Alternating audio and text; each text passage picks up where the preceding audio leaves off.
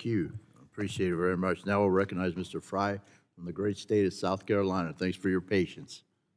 Thank you, Chairman, for having this hearing today. I had the privilege of representing South Carolina's 7th Congressional District, which is known predominantly as Myrtle Beach, at least on the coast. We've got some great agricultural sectors in the western part of the district, but the Grand Strand is considered 60 miles of beach. It's 60 miles of beach, and we have roughly 790,000 people, obviously, that live in the district. But every year, the Myrtle Beach area sees 18 million people come to our area, which is, if you take it proportionally, there are 20 visitors for every 1 resident, which is kind of astounding when you think about it. Tourism in the Grand Strand generates tens of billions of dollars in economic impact, supports tens of thousands of jobs.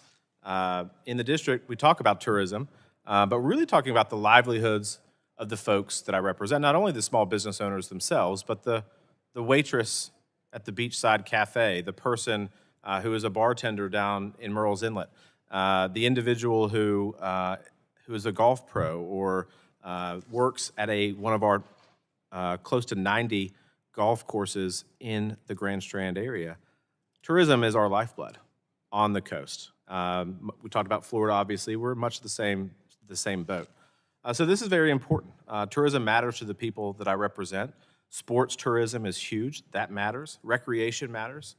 You've not only got the beaches, but you've got this recreational tourism that exists in the ecosystem where people can kayak on the Black River or visit some of our incredible botanical gardens. There's just so many things to do.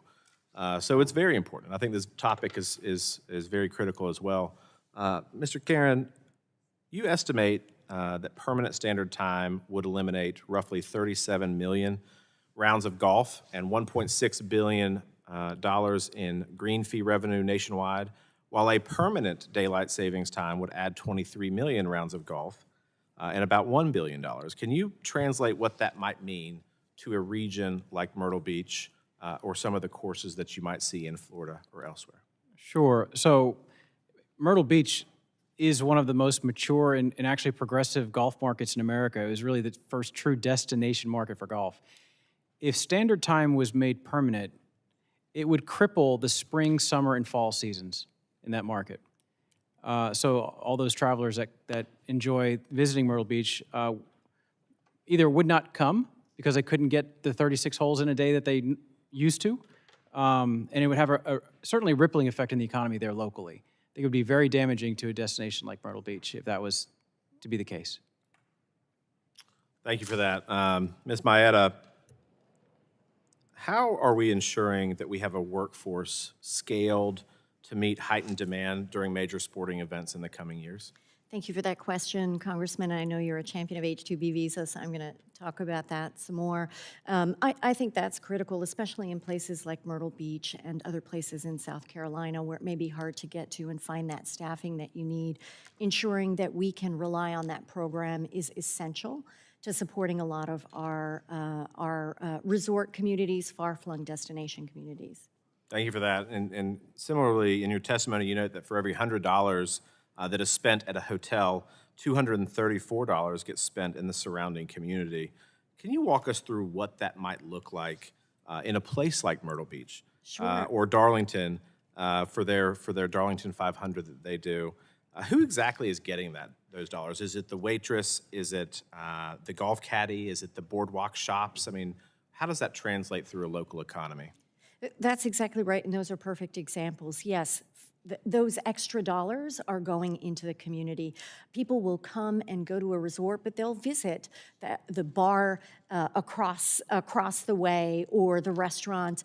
They'll stop in and buy some, clothes. They'll go to the mall. So coming to one hotel destination means that the rest of the community is benefiting. And that's why you see when hotels go up, they are supporting other small businesses. And so it is really the central fabric of a community. Thank you for that. Dr. Kepler, in your testimony notes, studies linking daylight savings time shifts to more traffic accidents, workplace injuries, harsher sentencing, and even heart attacks and brain issues If that's what's happening around a clock change, what's your best sense of how that might play out in a tourism town where people are driving long distances, working often odd or long hours, and relying on service workers? Yeah, thank you, Congressman, for the question.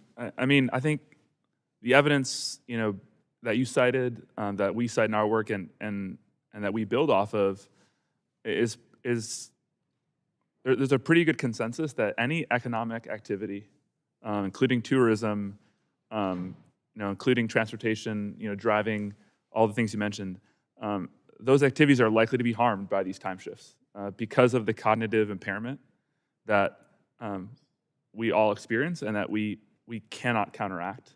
And so I think whenever you have, with tourism specifically, people traveling, maybe working odd hours, certainly those could have economic impacts and safety consequences. Thank you for that. I see my time has expired, and I yield back.